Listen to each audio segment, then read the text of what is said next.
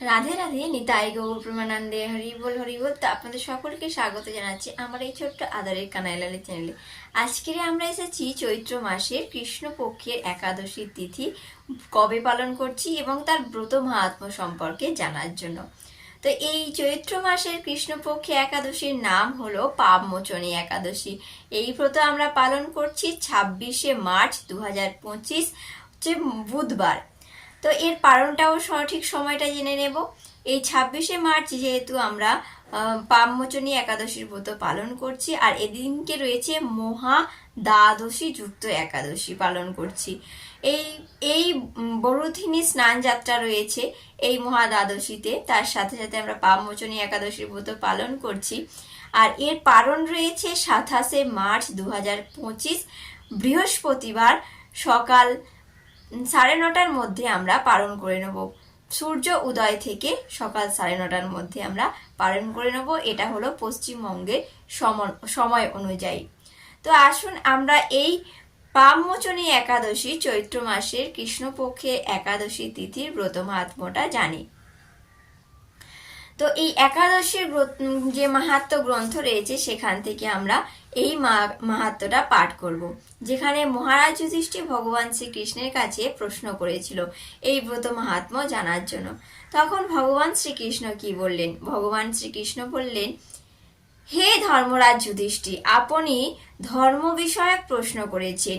এই একাদশী সকল সুখের আধার, সিদ্ধি প্রদায়িনী এবং পরম মঙ্গলময়। সমস্ত পাপ থেকে মোচন হওয়া যায় বলে এই একাদশীর আর এক নাম হলো পাপমোচনী একাদশী।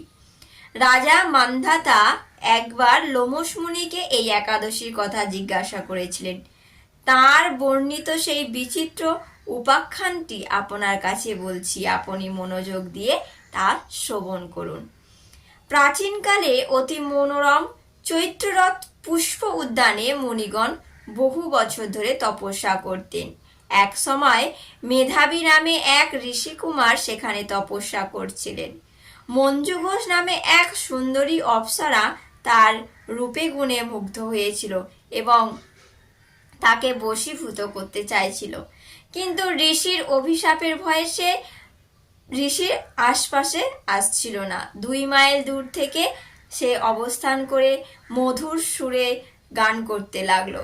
এদিকে মঞ্জু ঘোষ মেধাবীকে দেখিয়ে কামের বাণে পীড়িত হলো। একদিন ঋষি মেধাবী ও অপ্সরার এই অপরূপ সৌন্দর্য দেখে মুগ্ধ হলো। তখন সেই অপ্সরা মুনিকে নানান হাবভাব কটাক্ষ দ্বারা বশীভূত করতে লাগলো। সাধন ভজন বিসর্জন দিয়ে অপ্সরার সঙ্গে তিনি লিপ্ত হলেন। মুনিকে এই আচার ভ্রষ্ট দেখে অপ্সরা দেবলোকে ফিরে যেতে বললেন। একদিন মঞ্জু ঘোষ মেধাবী মুনিকে বলতে লাগলো, হে প্রভু, এখন আমাকে নিজের গৃহে ফিরে যেতে অনুমতি দিন। কিন্তু মেধাবী তখন ছাড়তে চাইছে না। তখন বলছে, হে সুন্দরী, তুমি তো এখন সন্ধ্যাকালে আমার কাছে এসেছো, প্রাতকাল পর্যন্ত আমার কাছে থাকো। তখন মুনির কথা শুনে অপ্সরা ভয়ে সেখানে কয়েক বছর ধরে বাস করতে লাগলো একসাথে। এইভাবে প্রায় 55 বছর 9 মাস 7 দিন অতিবাহিত হয়ে গেছে। দীর্ঘকাল অপ্সরার সহবাসের ফলে মেধাবীর কাছে তা অর্ধরাত্র বলে মনে হলো। মঞ্জু ঘোষ পুনরায় নিজ স্থানে গমনের প্রার্থনা জানালে মুনি বলল, এখন প্রাতকাল, যতক্ষণ পর্যন্ত আমি সন্ধ্যার বন্দনা না করি ততক্ষণ পর্যন্ত তুমি এখানে থাকো।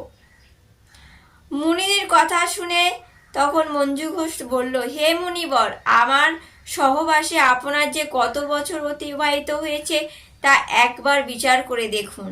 কথা শুনে মুনি স্থির হয়ে চিন্তা করে দেখল যে মঞ্জু ঘোষের প্রতি ক্রোধ পরবশত হয়ে বলল, রে পাপিষ্ট দুরাচারী তপস্যা ক্ষয়কারিণী, তোমাকে ধিক, তুমি পিশাচ হও। সে মুনির কাছে সাপ মোচনের উপায় জিজ্ঞাসা করলো। তখন মেধাবী বললেন, হে সুন্দরী, চৈত্র মাসের কৃষ্ণপক্ষিয়া পাপমোচনী একাদশী সর্বপাপ ক্ষয়কারী। সেই ব্রত পালন করলে তুমি তোমার পিশাচ যোনি থেকে মুক্ত হবে।